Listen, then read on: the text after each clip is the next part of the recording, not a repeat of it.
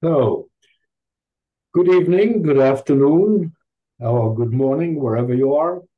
And thank you for joining this webinar titled Exploring Irrationality and Belonging in Our Groups and Organizations, Group Relations in the IPA. My name is Shmuel Erlich of the Israel Psychoanalytic Society, and I will moderate this webinar.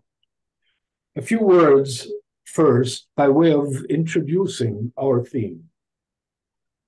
This webinar addresses a topic which is as much simple and straightforward as it is complex. It is the well-known, often experienced, troublesome presence of irrationality in groups and organizations in general, and in our psychoanalytic organizations in particular. Now, this puzzlement is not new. To quote Freud, in 1915, he says, "It is to be sure a mystery why the collective individuals should in fact despise, hate, and detest one another, every nation against every other, and even in times of peace. I cannot tell," says Freud, "why that is so. It is just as though when it becomes a question of a number of people, not to say millions, all individual moral acquisitions are obliterated, and only the most primitive, the oldest, the crudest mental attitudes are left." So much Freud. There are indeed new developments in this area that provide some answers and shed light on Freud's puzzlement. One particular approach that derives from the contributions of Melanie Klein and Bion, combined with systems theory, is the group relations approach and methodology, initiated and developed by the Tavistock Institute in London. And we will hear more about this. There are recent remarkable developments within psychoanalysis and the IPA that make it possible to find proper space for group, organizational, and societal processes, and to incorporate them into our institutions and training. And we will also hear about that. Finally, there is no getting around the fact that we are social beings whose existence and well-being is intrinsically linked with belonging, with being part of a family, a group, and a society.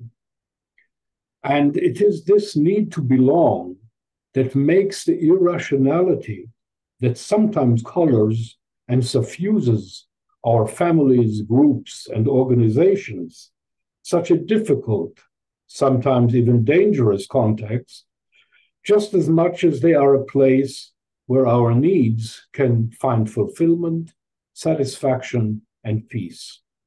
And I hope that we will also hear about this. Mostly, however, I want to stress that this webinar marks the fact that we are at a significant moment in terms of including and developing group and organizational dynamics within psychoanalysis and the IPA. Numerous and diverse initiatives and developments have come together to make this happen. And it is mainly this that our webinar wishes to communicate. Now, let me say something about the format of this webinar. Our three panelists will each address a specific aspect of this complex topic for about 10 to 15 minutes. We will then have a question and answer portion for a free exchange of selected questions, responses, and ideas with the panelists and with you, our audience. Now, there's a technical question, how to do this. If you look, you'll find a questions box on the right side of your screen. If you would like to ask a question or make a comment, please write it in this box. You can post your questions throughout the entire course of the webinar, starting from the very beginning. But please remember that questions will not be answered until after all three presentations have been completed. So with this being said, let me now introduce our first speaker. It is Mira Erlich-Ginor, and she is a training and supervising analyst in the Israel Psychoanalytic Society. She is a past IPA board member, and she's currently the chair of the steering committee, IPA in the Community and the World. She is also a co-founder of OFIC, a group relations organization in Israel, and PCCA, which stands for Partners in Confronting Collective Atrocities. And she has designed and directed many group relations and PCCA conferences. She is also leading the project of implementing group relations in the IPA. So Mira, please.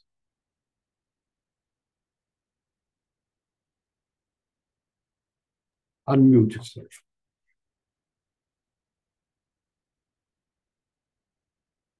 Good. Yeah. Thank you, Shmuel. I will present now processes in the IPA that took place over the last 10 years. Processes that led to the project of developing group relation conferences in the IPA. Marcus, can you put the first slide, please? The two main developments that I will, and now the second one.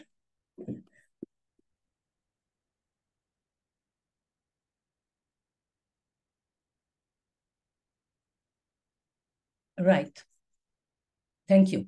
The two main developments that I will refer to are acknowledging the need for understanding the nature of irrationality in systems, in societies, and in the training. And the second one is acknowledging the importance of psychoanalytic understanding and contribution to the alleviation of societal problems. These two developments are separate but related, and they converge in the work of the steering committee, IPA in the Community and the World, which is the body initiating this project. I will now elaborate on each of these developments. Marcus, you can take off the slide. First is acknowledging the need to understand. Right, thank you. Acknowledging the need to understand the nature of irrationality in systems, in societies, and in the training. In retrospect, it may seem strange that it took so many years to acknowledge the well-known fact that problems in psychoanalytic societies are as old as there are psychoanalytic societies, resulting in splits and other forms of problematic dynamics. Yet, it was only in 2014 that Stefano Bolognini, then president of the IPA, put the finger on these developments by recognizing the importance of the institutional element in the life and problems of psychoanalytic societies. In his working note, toward a quadripartite model, he suggested that the recurrent crisis in psychoanalytic organization have to do with the toxic effects of unacknowledged group dynamics. He argued that learning about the dynamic of groups and systems should be included in psychoanalytic training and recognized by psychoanalytic societies. Besides wishing for the inclusion of group dynamics in the training and its recognition by societies and members, he created the Institutional Issues Committee to study and respond to such dynamic issues in IPA psychoanalytic organizations. But as we know, it is a better policy to do preventive work rather than reparative work. And this is what the group relations project aims to do. We may wonder, on one hand, why it took so long to call a spade, to identify the source of problems in our institutions and to offer a way to mitigate them. Yet on the other hand, it may not be surprising given the resistance to acknowledge any connection that psychoanalysis may have with group phenomenon, and even more so with anything that is outside personal analysis. I will touch on this point later when I discuss the on-off the couch issue. So that was the first development, acknowledging irrationality in the groups, in our groups, and the need to do something about it. The second development is embracing what psychoanalysis can contribute to the understanding and alleviation of societal problems. A major development in this regard was introduced in 2017 by Virginia Ungar as IPA president and Sergio Nick as vice president. They developed the concept of IPA in the community. In addition to two committees that were already in place, IPA in the UN and psychoanalysis in law, Virginia Ungar and Sergio Nick established six new committees, each with a mandate to engage in a specific aspect of psychoanalytic contribution to societal issues. The areas were health, education, culture, climate, violence, humanitarian organization, and migrants and refugees. A very wide range of issues indeed. The importance of this development was in the official acknowledgement of societal engagement by the IPA. I want to stress that it was about acknowledging the engagement, not creating it. And we had a clear demonstration for this. In 2019, a call for nomination for awards for project in the community was sent. The hundreds of applications received made it clear that analysts are for years engaged in creative, interesting, and meaningful project in the community, contributing both their analytic knowledge and their enthusiasm. Marcos, next slide, please. Building on this and the concept of IPA in the community, the next development was made in 2021 by Harriet Wolf, IPA president, and Adriana Prengler, her vice president. They extended and deepened the vision of IPA in the community by several moves. Structurally, by establishing the steering committee IPA in the community and the world, with the task of providing an umbrella for its committees, integrating the work each is doing in its area, and advising on the overall strategy of IPA in the community and the world, of IPA in the society. Content-wise, adding two important committees. One is psychoanalytic assistance in crises and emergencies, with the task to offer analytic assistance in cases of crisis and emergency. And you can imagine that the hands of this committee are full of work. The other and the newest committee is prejudice, discrimination, and racism. The lack of such a committee was a glaring absence. So far, the IPA in the community and the world has 10 committees. You can see them on the screen, with almost 100 committee members, making it the largest bodies of committees among all the IPA committees. But it's not about the size. It is about the idea and the vision. And here comes the next slide. In the vision statement, Harriet Wolf and Adriana Prengler wrote, the IPA has a commitment to exploring and implementing the ways in which IPA analysts can help our troubled world, consulting to leaders of local, national, and international groups, to professional associations, to politicians, to any category of citizens who realize they could use help to understand and address the challenges they face. Such a commitment requires a deeply internalized sense of clinical analysis. In line of this ambitious vision, they renamed IPA in the community to IPA in the community in the world. This seemingly small addition holds the idea of aiming at areas as wide and as diverse as possible. And now the next slide, please.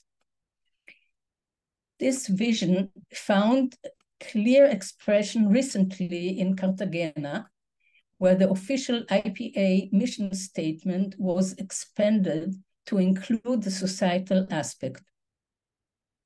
I'm quoting from the newsletter IPA member received just yesterday. As one of its final actions, the All Board approved the following addition to the IPA's existing mission statement during its in-person meeting on July 24th. And the addition is, the IPA is also committed to understanding the impact of societal issues on individual and on group development, and to intervening psychoanalytically in societal issues of our times. This addition reinforces the IPA commitment to deepening psychoanalytic theory and practice related to large group conflict, as well as to individual suffering. End of the quote from the newsletter. And that's also the end of this slide. To my mind, this is a major development in the IPA. It pierces the on-off the couch split and is redefining the psychoanalyst identity. A huge move. We can discuss it further, but this is my point of view. Those of you who participated in person or online in the Cartagena Congress could already feel this move by the high proportion of keynote lectures, panels, and presentations that dealt with societal issues. A word now about the inclination to create an on and off the couch split. Psychoanalysts, by definition, trained to spend much of their professional life with one patient in a room. This is what is referred to as an on-the-couch psychoanalytic identity. Yet candidates and psychoanalysts work in group and institutional settings, in their society, in an international organization and in many other organizations. It is a misrepresentation to portray analysts as spending their entire working hour in their consulting room in a two-persons mode. As a call for awards I mentioned before shows, many analysts are engaged in societal issues. And this is the off-the-couch part of our psychoanalytic identity. The on-off and off-the-couch differentiation may be a result of institutional splitting forces, working to relate to those who function out of the consulting room with suspicion and denigration. We know that the worst curse in psychoanalytic circles is, "You are not a real psychoanalyst." It is a criticism often directed to analysts who work in university, in research, in psychotherapy, in public media, and can only result in a defensive response and in a vicious circle. Applying psychoanalysis to societal issues is not a new development. On the contrary, it represents going back to its origin. For Freud, there was no problem tackling societal issues and applying his understanding to them. Freud wrote in The Question of Lay Analysis, "The use of analysis for the treatment of neurosis is only one of its applications. The future will perhaps show that it is not the most important one." And David Bell continues with this line of thought saying that psychoanalysis is a theory. 5 times a week is an application. The split of on-off the couch did not exist originally, but with time, this integrated view was lost. When recognizing now that the social is deeply embedded in and inseparable from the psyche, and as such, it is an essential focus for psychoanalytic thought and practice, is undoing the on-off the couch split. We can speak now of on the couch, off the couch, and all the areas in between. So, what I tried to show is that we are witnessing the convergence at this time of 2 distinct but interrelated processes.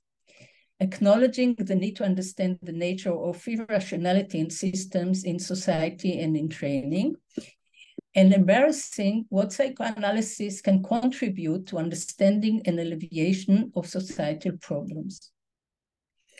Group relations conferences incorporate these 2 processes, and as such, they are in line with the mandate and the work of the steering committee, IPA, in the community and the world.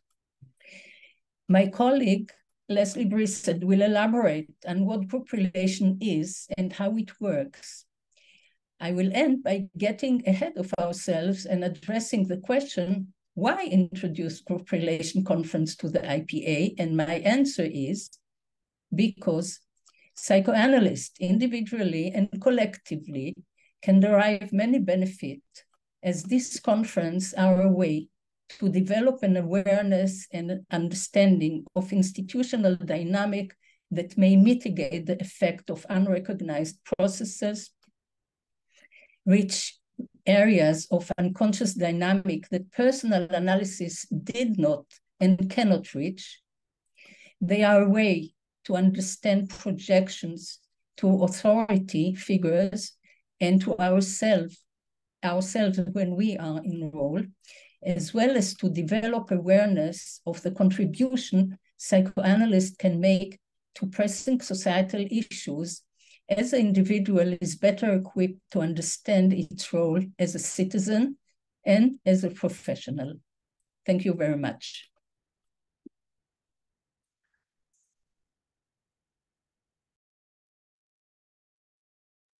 You're muted, Shmuel. Thank you very much, Mira. And we are now moving to our second speaker, Leslie Briset. Leslie Briset is Director of the Group Relations Program of the Tavistock Institute of Human Relations in London. He has directed the last 7 Leicester conferences, which is the world's original group relations conference, and a development of Beyond's experiences in groups. In 2021, he directed the first group relations conference for psychoanalysts, which was titled Psychoanalysis in Transition. He is committed to psychoanalytically informed practice in organizations and in society. Leslie, please. Thank you, Shmuel. Thank you, Mira. I'd like to just follow on in my beginning from where you ended, which is to talk about the dynamics of groups and organizations and how group relations helps us think about them in new and interesting ways that perhaps a personal analysis doesn't tackle. So I thought it would be interesting to say 3 things to this audience. First of all, what is group relations? Secondly, give you some mechanics about what is a group relations conference, how does it work, and to leave you with a flavor of how I think those dynamics and outcomes can be helpful for both analysts, the wider community, and most importantly, the psychoanalytic institutes of which analysts are embedded in and work through. So, to give some history, in the UK, in the end of the First World War, 1914-1918, there was a gathering of psychoanalysts and others who were trying to understand what happened in war and why some of the people who had been for the first time given leadership positions in the field, on the battlefield, didn't survive as well as they had been hoping they would. So they gathered themselves together and sought some funding to create an institute to think about these dynamics of social and psychological trauma. And this entity was enshrined and incorporated in 1920 under the title the Tavistock Institute of Medical Psychology. Unfortunately, the world found itself plunged into a Second World War some years later, and as the countries were trying to rebuild themselves across Europe, this group at the Tavistock Institute of Medical Psychology that had been thinking, working, and developing models of thinking about our human societies decided that we needed something new, because what was being mobilized across Europe at this time was people being filled up with thoughts that led them to do horrendous things to their neighbors. So they incorporated an entity called the Tavistock Institute of Human Relations, which would take on the task to try and understand, first of all, what makes good people do bad things, and secondly, to think about how do we understand leadership and followership in social contexts and group contexts and societal contexts. So the Tavistock Institute of Human Relations was created, and it was the same group of people of which Wilfred Bion was a part, and they moved themselves fluidly between the analytic treatment side of the Tavistock and the leadership and social understanding side of the Institute of Human Relations. It had always been trying to understand what are systems and how do we understand human operations in those systems. So the Institute's colleagues drew from a whole range of social, psychological, political, philosophical disciplines and domains to create a mixed methods institute with a mixed method of inquiry. The leadership challenges continue to be faced because we were now in the second age of the post-industrial revolution, developments around technology, communications industries, that they needed to understand how do humans interact with technology and the environment. To that extent, an inquiry model was created to look at the contemporary organization, and contemporary being 1940s and 50s, and the institute partnered with the University of Leicester to create a learning model to give a real-time, in situ way of thinking and studying leadership and followership. So they coined the term working conference. This was to differentiate it from the traditional conferences where people went along and you had keynote addresses or people presented paper presentations. The working conference model was designed for people to encounter in real time the issues that were under inquiry. So the Leicester Conference was the first of its kind in the world, which brought together people who were interested in leadership, followership across a range of enterprises, whether that was private sector, the likes of Unilever, Philips, General Motors, what we would now think of as global enterprises, through to the military and in some cases the church, and religious institutions, and people who were working in social and what we now call non-governmental organizations. So the conference was designed to be residential. People would live together and study together for a 14-day period. The first conference took place at the University of Leicester in 1957 and happened twice a year for a number of years after that. And subsequently, since 1957, there have been 77 Leicester conferences in the last 66 years. It's worth saying that this isn't just a United Kingdom discipline.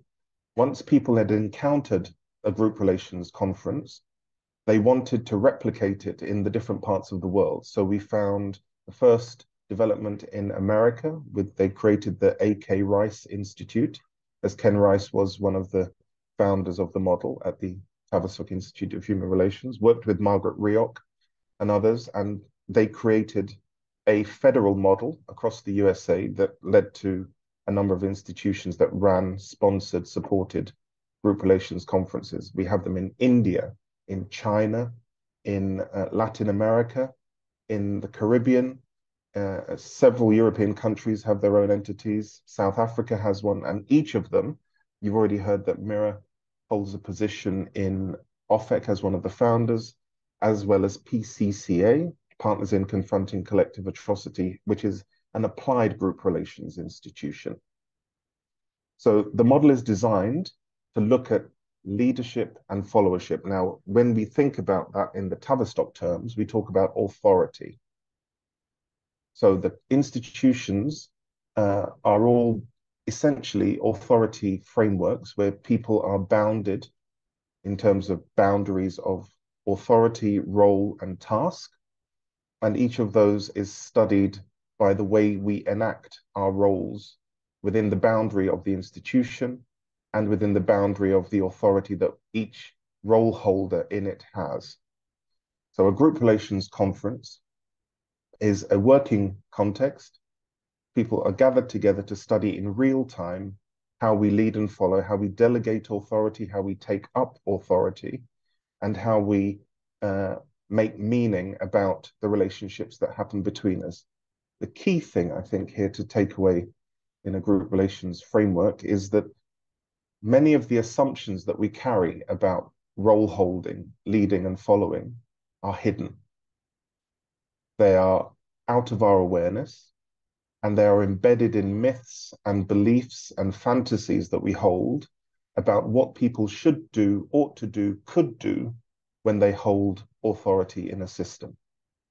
And what we find is that even with people who are incredibly well analyzed, who have been through maybe 2 or 3 personal analyses, they struggle themselves in taking up their role as leader or follower in their psychoanalytic institutes. So there is benefit to be had, is our postulate, that if the psychoanalytic institutions in which leadership and followership of the profession are taking place could benefit from studying in real time what are the dynamics that lead to boundary violations, that lead to power abuses, that lead to financial breakdowns, that leads to a range of toxicities, because role holders within institutions do not feel able to exercise their authority to challenge or to lead or to follow or to change the fundamental systems that they are in. This is a real moment of change and transition for the psychoanalytic community. And the committee in the world and the community, I think, is doing something that I think Freud, if he was with us, would be delighted that this mission to really tackle what are the foundations of culture that lead to aberrations in human relations. This journey that the IPA is undertaking at this point is groundbreaking. I'll just say 2 words or 3 about the structure of a group relations conference. It's a nested set of events that happen over a time period. Some conferences, like the Leicester conference, are 14 days long, which Leicester is the only one that's 14 days long. Others are 5 days, 7 days, 8 days, or even 3 days. And what we know from the last 66 years of this work is that the model creates a container for studying, reflecting, and experiencing new resources in order to take up roles in new ways that benefit the systems that people are belonging to back home. So whether it's the large study group where everybody's gathered in a large group, or in a small study group where people are seated in a circle where they can see everybody at a glance, whether it's an intergroup event where people are forming, organizing themselves into groups and then studying the relations between those groups, or if it's an institutional event, which is, or an organizational event, it's sometimes referred to, where in the boundary of the conference, members get to study and see what's happening with the staff in real time so that they can test their accumulated fantasies, beliefs, myths, assumptions about those people in leadership role in the conference, and to see if it's real in relationship. So the idea of relationship and relatedness are foundational to the work that we do in a group relations conference. And if you haven't taken part in one, I see that we've got 240 people in the room. If you haven't taken part in a conference yet, I encourage you to do so, because you learn something, as Bjorn said, that you cannot find in a textbook. Your actual encounters in the here and now with other people who are exploring these dynamics and these issues opens a new vista, as we talked about in the first conference in 2021, from the couch to the collective. And I think, as Mira has already said, that the psychoanalytic community is at a heralding tipping point. And I think the work that you're about to take into the world in a new way can be incredibly resourceful. And I think group relations, as Mira and Shmuel have frameworked, can contribute to that. And hopefully we won't have a World War III or IV, and we can change something. Small steps from the couch to the collective. So I think I'll pause there and hand back to you, Shmuel.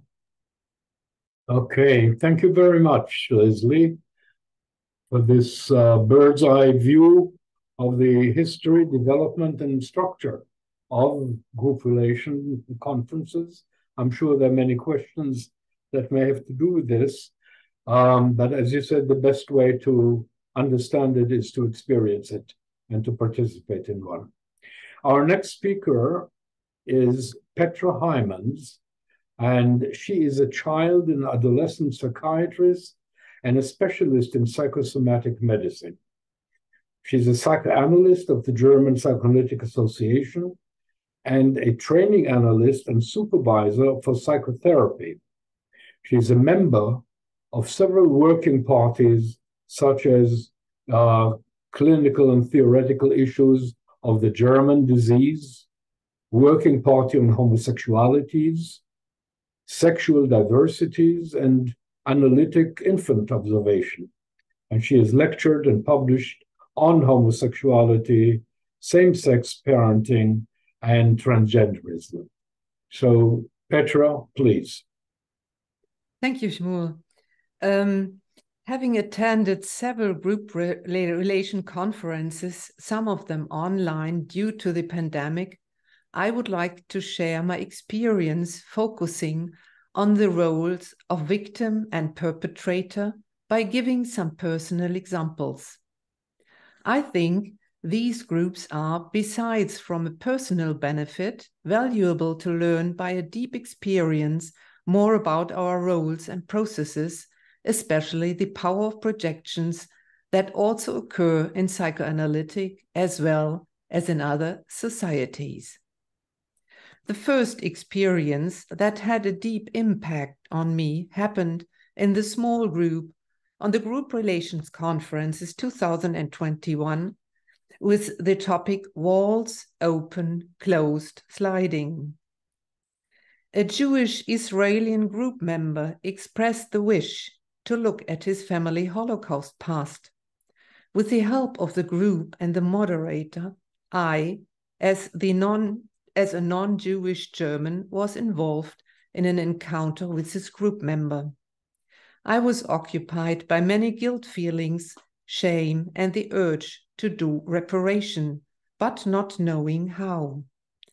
Although having dealt with this topic extensively in my personal psychoanalysis and in other groups with only Germans, I needed this different form of group experience to learn that this helplessness in particular paralyzed me and built a wall between me and Jewish people in general. This wall inhibited me more than furthered what could have been reparation.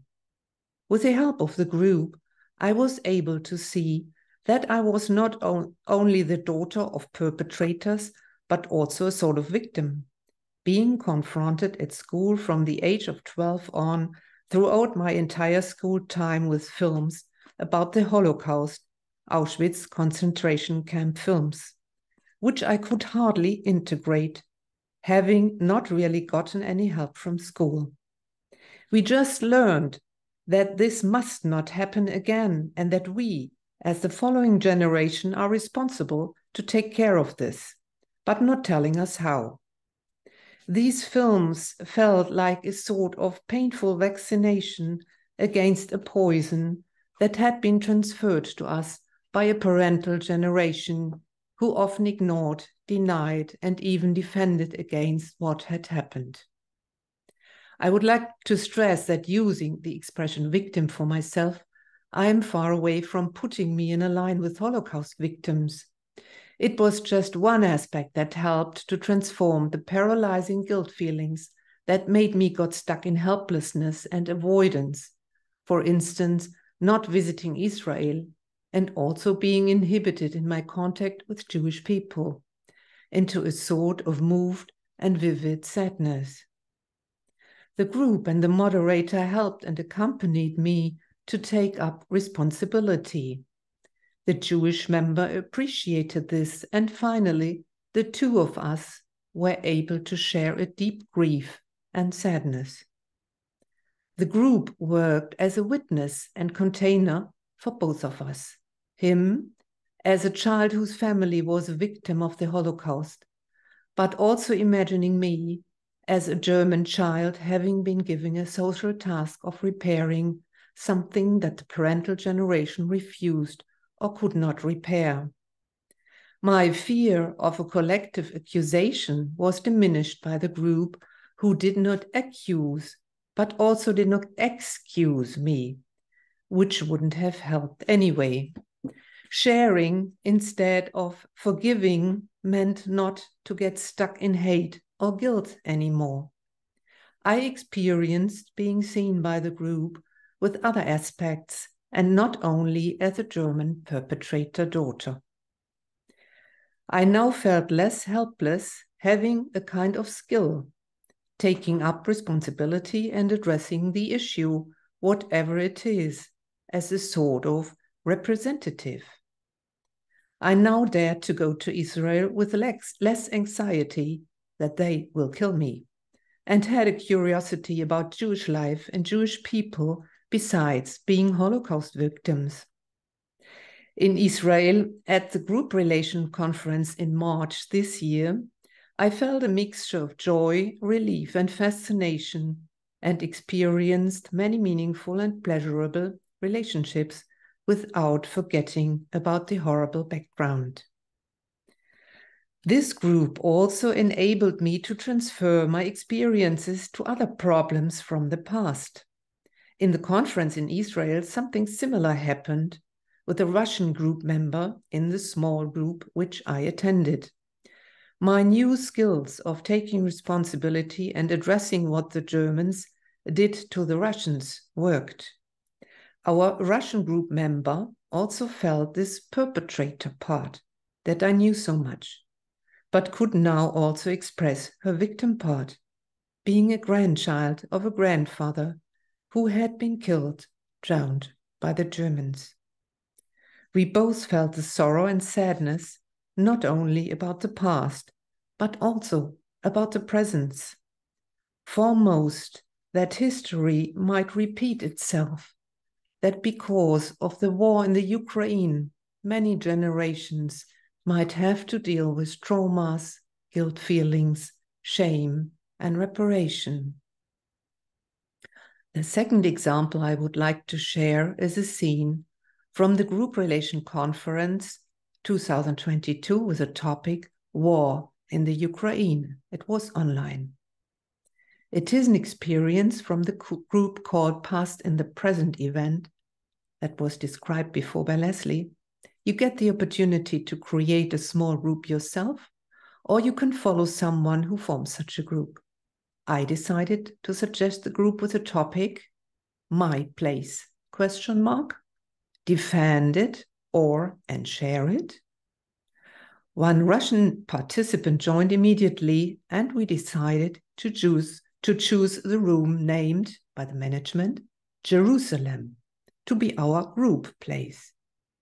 I had the association Jerusalem was a place where there is and was a lot of fighting about my place. And for me, it seemed to be a mystic, idealized place to solve my German past. But I also hesitated. Am I, as a German, entitled to choose Jerusalem as my place? Our group started with 5 members, and in the beginning we shared our place with everyone who wanted to join us.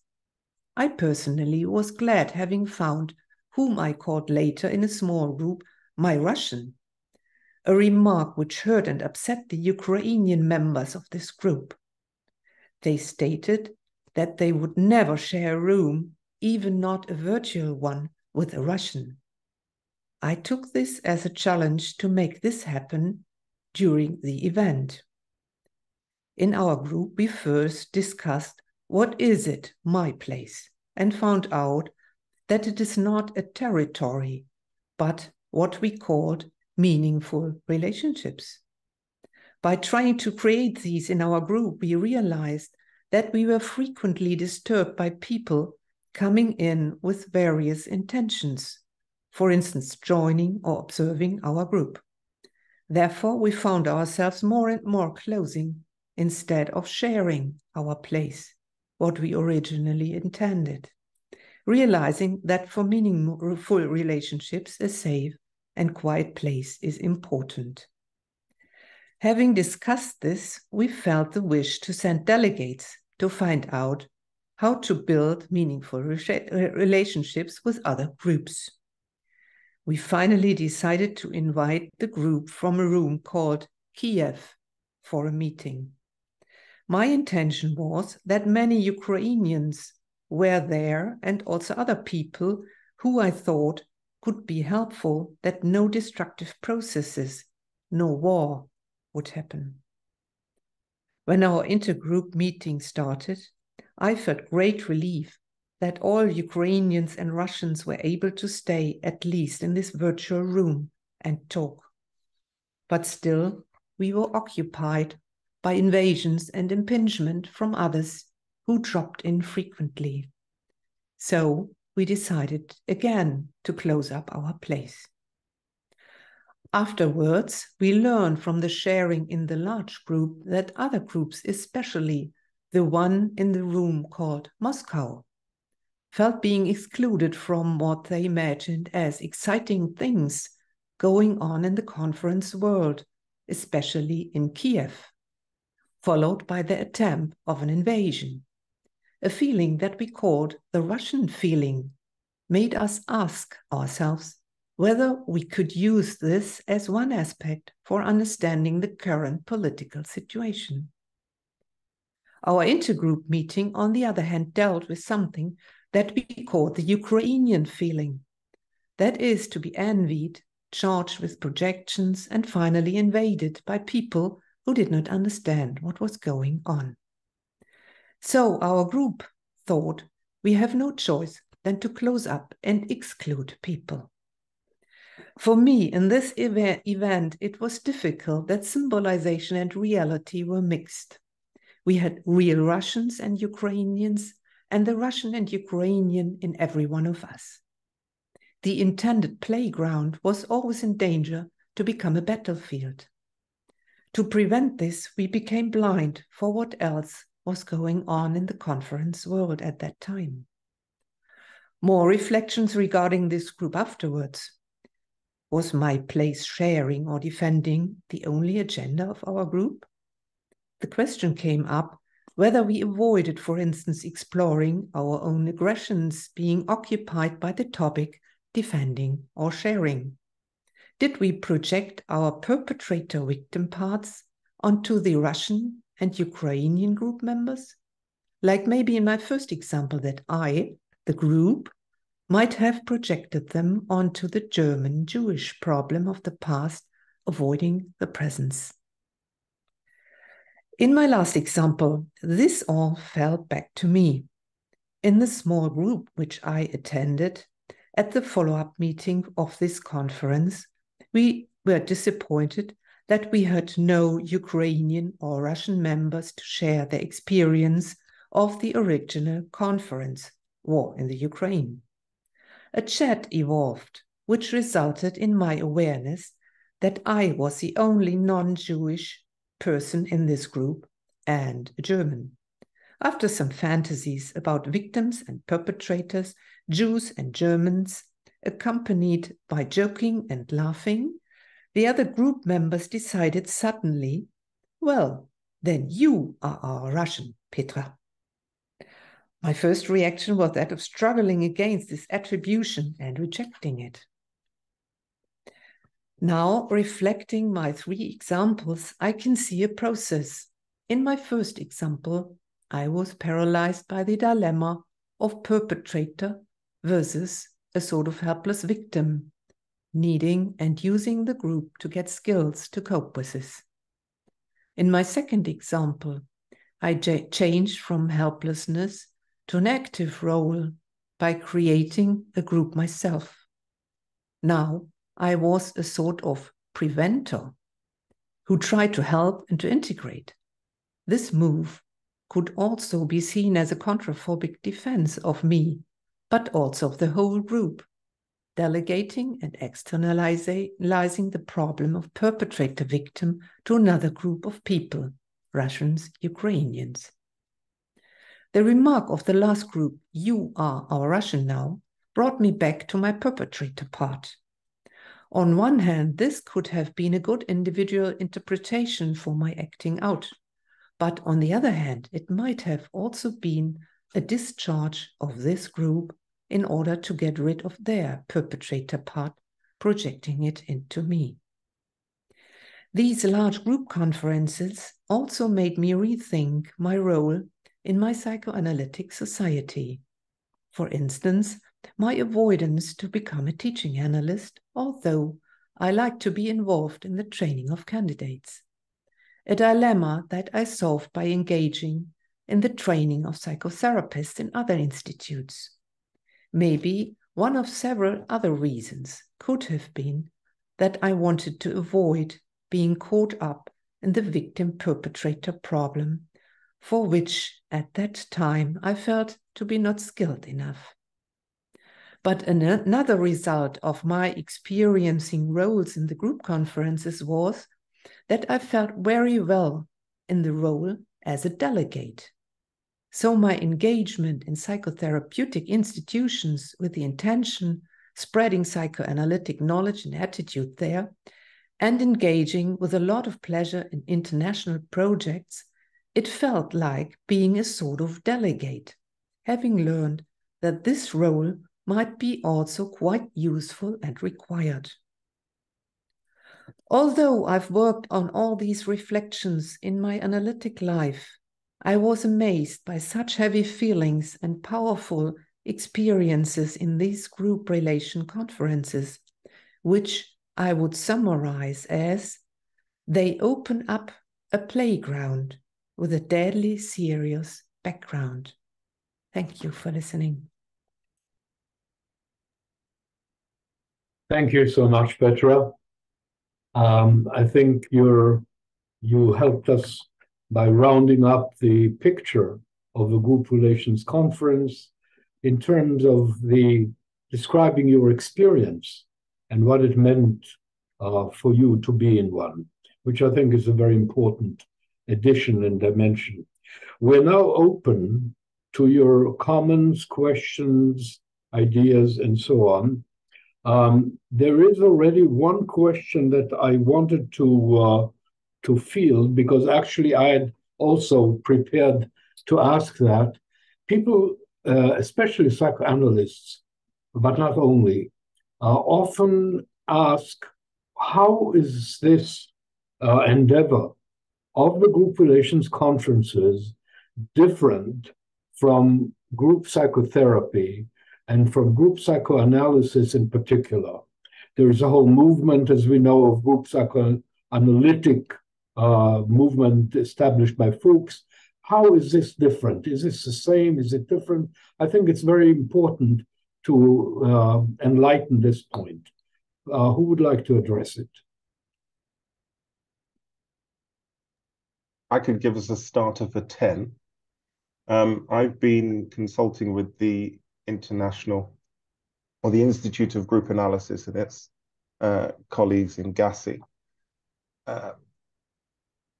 Analysis in a group is an extension of the therapeutic modality that is treating the individual in a group context.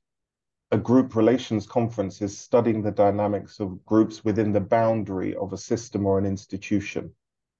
And so in that sense, it's not therapeutic, it's a learning endeavor. So the primary task is about learning, and it's about learning from experience rather than being treated or undergoing some kind of process of personal transformation, although there is often a personal transformational element to a group relations conference participation. Its primary task is to learn about the dynamics of systems and organizations as opposed to therapy. That's okay, thank you. Leslie, anyone wants to add to this? Perhaps? Maybe I can add to this. I don't know enough about group analysis, although I participated in several large groups held by group analytic consultants and felt the big difference, and the big difference in focus and in the interventions of the consultants.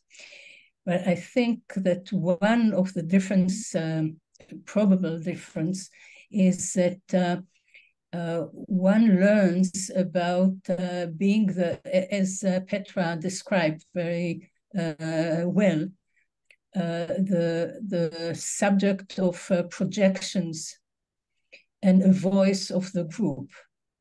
Her being portrayed as a Russian, for example, was a need of the group to have a perpetrator among them.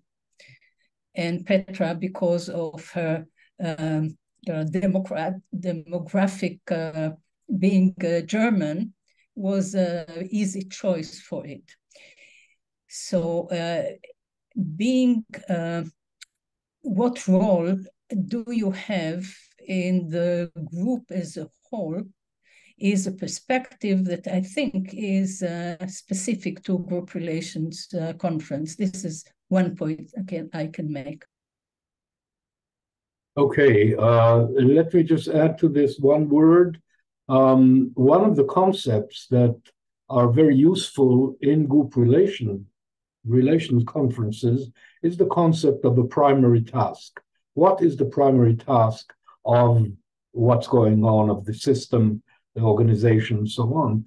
And I think looking at these two enterprises, the group psychoanalytic enterprise and the group relations enterprise through the lens of the primary task, you really see the differences. They're quite different. As Leslie said, one is about learning, the other one is about psychotherapy, really individual kind of improvement, solving issues and so on, where this is not the aim, even though it may happen, of course, in a group relations, but that's not the aim of the enterprise. And the view of the group as a whole, which I think comes from Bion and is also very, very important.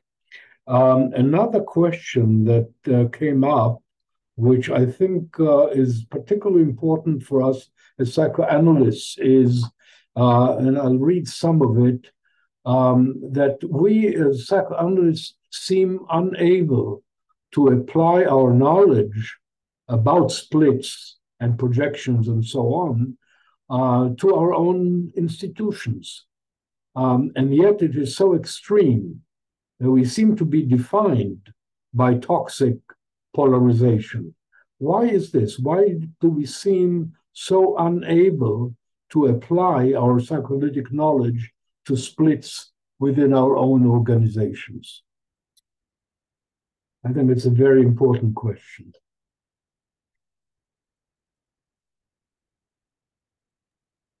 Maybe I can start with my experience that in those groups you learn about the perpetrator-victim part. And if you don't integrate this, if you stick to I'm the victim and my counterpart is the perpetrator, you will never get over those splits. So if you have this experience in the group, you always are aware of it. You're both. Everyone is both.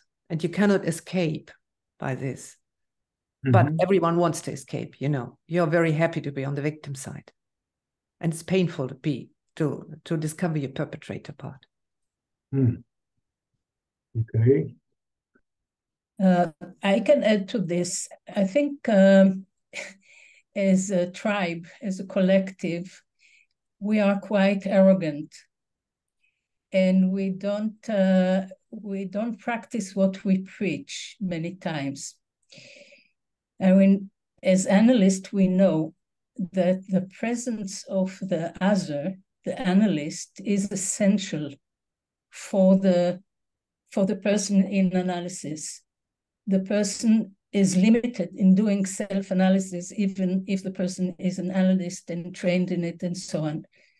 There is a need of the other. The same goes for psychoanalytic societies. And I think there is a reluctance to invite a professional consultant to help out when problems appear and when problems are young and manageable.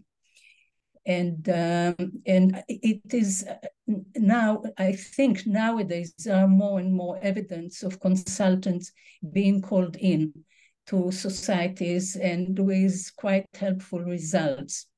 But I think it's not enough. We are not open enough we are not opening ourselves enough to being helped by another.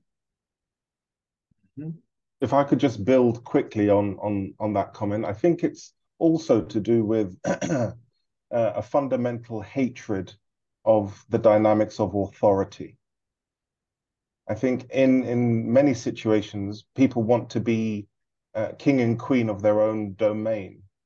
And in a group relations context, we're studying what happens when you are part of a group and somebody in the group has authority, or the group is sharing authority between its members. And there is a denial of the foundational aspect of authority relations in our organizational contemporary social lives, we all want to pretend we don't have prime ministers and politicians and chief executives as if we're all little monads. Well, thank you for this. And actually, what Leslie just commented on leads us right into the next question, which I think speaks to this point, and I think also needs to be addressed. The question is, why are group relation conferences so strongly focused on authority relations, as opposed to a more general focus on unconscious processes in groups and institutions?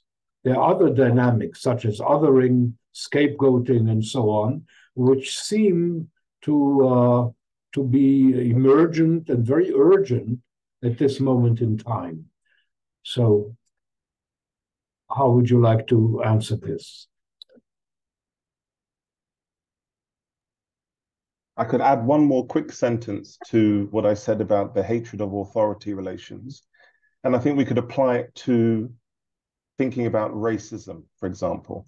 Everybody wants to imagine that racism belongs to individuals, when in fact it's a systemic and cultural manifestation of processes that are mobilized in individuals on behalf of the system in which they are located. So many people want to just target the interpersonal level of racism without looking at how it is mobilized systemically through unconscious forces. And I think it's, again, back to the denial piece. Yeah, but it doesn't really deal with the question about why is the focus, or why does the focus seem to be on authority and leadership? Because authority contains everything. When you drop authority into a system, that's where you get the boundary that aligns the system with the way the system operates. All systems operate through institutional processes of decision-making, delegation, authorization, deauthorization. And if you're not studying those processes, you're not studying the system. And so authority is foundational in that sense. Mm-hmm. If I can add to this, Mira, did you want to say something? Yeah, please. Go ahead. I just want to add that I think we have seen also developments in the field of group relations, and actually they were mentioned at the beginning today. I think what Leslie is addressing is fundamental. It's absolutely fundamental, because these dynamics of authority, of leadership, and followership are present in any group, institution, society, no matter what the issue is that you're addressing. They're always there. So traditionally, group relations conferences have really focused on that, and they continue to do that because that's the way to learn about the way systems and institutions work. At the same time, I think there have been more or other developments that use this knowledge to applied kind of issues. One example, which we have mentioned and we're also involved in, is the PCCA, which is actually the conferences that Petra was talking about, which are, as you remember, PCCA stands for Partners in Confronting Collective Atrocities. And there, the focus is not about learning about the authority and leadership dimensions, which exist, of course, and are there, they're embedded. But the focus is on learning about these kind of, whether it's racism or perpetration, victimhood, and so on and so forth. So I think there are these conferences nowadays that focus on specific issues. Leslie has called them before applied, and perhaps that is a good term. But in those conferences, we also use these concepts of authority and so on, because they are present, except they are not what people are there to learn about. The primary task has shifted to something else. So I hope that clarifies this, unless somebody wants to add to it. Mira, did you want to say something? Yes, I wanted to say that it's the authority issue is not only about, in addition to the societal perspective and the systemic element in all our life, in every aspect of our life, there is the embedded issues of authority in us as as individuals. Being born and developing as helpless creature, needing and depending on the other, developing into the Oedipal phase. And so the conflict and the issue and the questions about who am I vis-a-vis another authoritative or authoritarian sometimes figure is throughout our lives.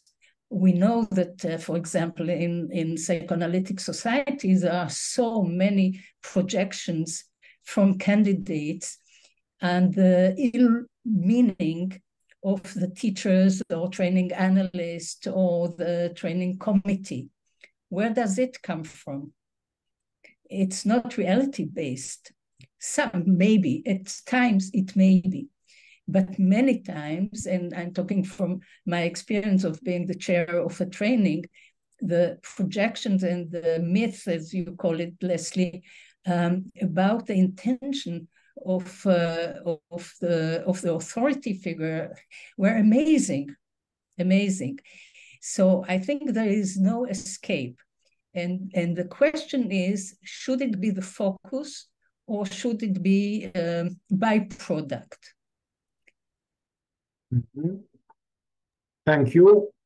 Thank you. There is a question here that is addressed to Leslie Briset, but I think maybe the others can also comment on it. Let me share it with you. The question is, why do psychoanalytic societies in transition and crisis resist accepting external supervision? I think it probably means consultation, in order to understand the toxic and perverse group dynamics. The denial pact between members doesn't it represent an anti-analytic attitude? So I think to some extent that was touched on before, but perhaps we need to address that specifically.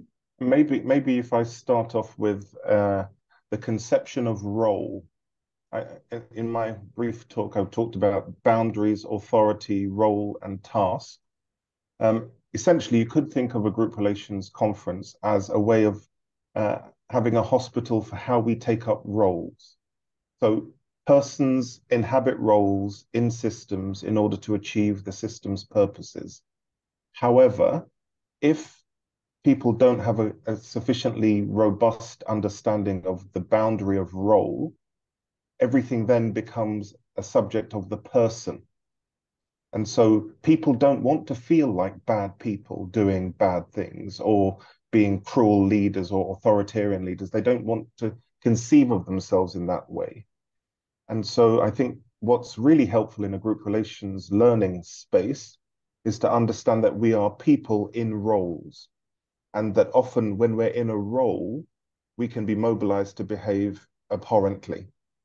And so if systems, institutions understood role, we could support presidents, officer holders to work with the dynamics of role and what that does to them as a person. So that would be a way to answer. Mm-hmm. Okay. Does anyone want to comment also? Shmuel, I don't follow the questions, and I don't know if there are questions about what are our plans, because we talked about the project of introducing group relations to the IPA, but we didn't touch about the actuality or the concrete plan. So you decide when to put it in, but I would like to have a moment. Okay. Okay, I will. I think, Leslie commented on this aspect. I think the resistance on the part, and I'm using a psychoanalytic term, the resistance on the part of psychoanalytic societies to this kind of what is perceived as external intervention in terms of consultancy is ubiquitous and well known. I think, as was said before, it is changing gradually, and now more and more psychoanalytic societies are quite willing to avail themselves of consultancy and to be helped by that. But I think perhaps, Mira said before that we are arrogant. Maybe it has something to do with this, because I think sometimes psychoanalytically we think we understand everything, including these dynamics. And we are then not so prone to let others look at us in our society and see what the problems there are. And I will add, in terms of information, what was mentioned in the beginning. This is why Bolognini in 2014 established the Institutional Issues Committee, which is mandated to deal with this, and societies are gradually availing themselves of this help. One more question, I think, that is addressed to the panel before we go into information and so on. Can the panel comment on the tension between the new social focus of the IPA and the social closure of the IPA as part of a professional project? I think it probably refers to the fact that the IPA is perceived, perhaps, as being socially closed, and do these developments have something to do with an opening up in terms of a social dimension, if I interpret the question? Does anyone want to comment on it? I would like to refer what Mira said. It might have to do with the historical aspect that you are not a real analyst if you engage in those projects. And so it's by some people seen as a threat if this is coming in now. And maybe it takes a time that everybody can be taken serious with anxieties. I think this is also important to address the anxieties that are in in our institutions, and not just overjump it and say that's the new area now and that's a new idea and you have to follow. So I think our tradition should be looked at, what we learned, what a real analyst was, I would say. Mm-hmm. Okay, thank you. Any other thoughts on this point? If not, let's see if there are any more questions here. No. There's been a question I saw in the chat about climate change. Somebody is trying to organize a conference on climate change, and I think the question was, how can that be helped? I think we can say something about that in terms of information. Actually, under the auspices of the PCCA, we are engaged in organizing a conference on climate change that should take place, I think, something like September 2024, and on this topic. So the person who is trying to do this, I think in North America, is welcome to join and to have her input and learning in this conference. What else? Let me see. Information.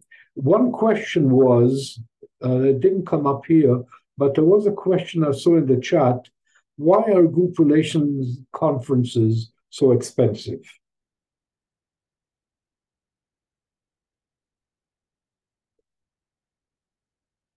Unmute yourself, Leslie. Okay, I would say that they're not expensive relatively. If you think about when we were holding the conference for analysts, we said it's equivalent. We're asking people to give up time over a weekend. It should be the equivalent to maybe 3 or 4 analytic hours. So we priced it around that level. But if you think about the Leicester conference, for example, it's 14 days. You're working with a global expert set of consultants who are working 12 hours a day with the membership, and they're working additional hours as just the staff team. So that's 17 hours a day that they work. For 14 days, it includes all accommodation, all meals, for the princely sum of £5,500. You couldn't attend a Harvard weekend seminar for that price. Never mind an INSEAD summer school, which you'd be paying in the realm of £30,000. And the depth of learning you get, because it goes straight into your tissues and sinews, I think is priceless. So it's always priced to be affordable, and it's open to a global audience. And so there are elements of subsidy across membership. So people in India or in other parts of the world where income comparables are much lower than other places, they get bursaries. So I think if you have a look at the prices and compare it globally, the group relations conferences are always very well priced, I think, for what you get. Thank you. I think that's absolutely true. I think this is a good time for some information sharing. So, Mira, would you like to lead that? Yes. First, before we end, there will be a slide with my email, and everybody is welcome to write questions and to ask for more information. And we will be, here it is, we will be very happy to answer questions that were not answers and to update on anything that is being done. So what we know now is that we are planning for a face-to-face, in-person conference in hopefully in May 2024. Why in person? Because we think that this will be the better learning opportunity than a Zoom conference, although it is also more expensive. Talking about expenses, as Leslie said, it's an expensive enterprise because unlike a lecture congress, when you have one lecturer for hundreds of people, here we are working in very high proportions of staff to membership to allow for the dynamics to develop and for consultancy to be available. So the idea is to start the project, to have a first conference in May 2024, which Shmuel Erlich will be the director of. The venue is now in negotiation. The structure of this conference will be that there will be a pre-stage on Zoom, a conference of 4 days, and a post-conference on Zoom. And what the focus will it be on authority or leadership, or will it be defined differently? This is to be explored. We hope to have 2 conferences every year. I want also to mention, it was mentioned already, that Leslie directed the first conference for psychoanalysis in transition that took place 2 years ago. There is an upcoming conference on Zoom, the second Psychoanalysis in Transition, aimed for psychoanalysts. I think it's next October. So I want to recognize this effort also. It is different from what we are talking about because it's not part of the project of introducing to the IPA members. And members is members and candidates, the group relations to the IPA. But it's a very worthwhile enterprise, and we participated in it as well. What else can I say? Anyone wants to remind me more information that is relevant at this point? It's a slight tangent, but it is connected to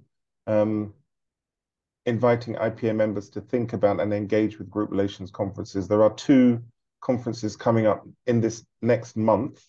One is online, which is run by the PCCA, Democracy Under Fire, and there's another in-person conference happening in the Caribbean, three-day conference, the same weekend in October, looking at power, or trust, and authority. And I think that what we're trying to engage with here is the sea change within the psychoanalytic body of thinkers and practitioners, that group relations a la Bolognini is something to engage with, to think about, and let's keep talking about it, because it could be enriching the psychoanalytic endeavor in ways that we are yet to really touch on. So I'll just add that. Mm-hmm. Okay. Are there any other comments at this point? Okay. Yeah. What? You're on mute. You're on mute. No, just acknowledging taking off the slide with the address. Okay.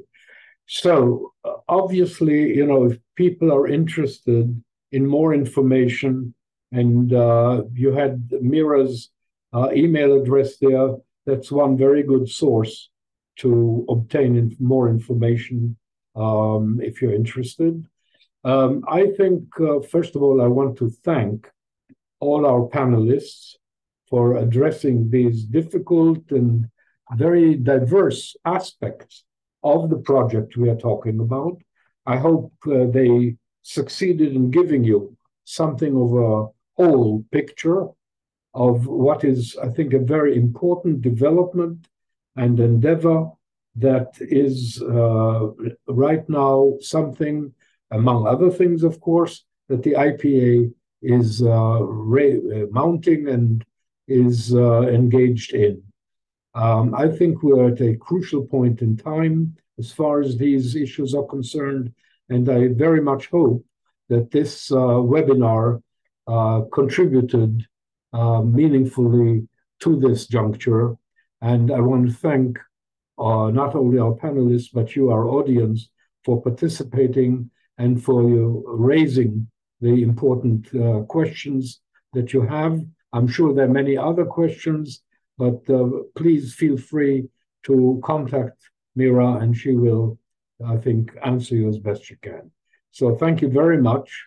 We've come to the end of our time, and we have to conclude this session. Thank you for participating, and thank you, the panelists, for your contributions. Thank you. Thank you for moderating, Shmuel. Thank you very much. Yes, thank you. Thank you.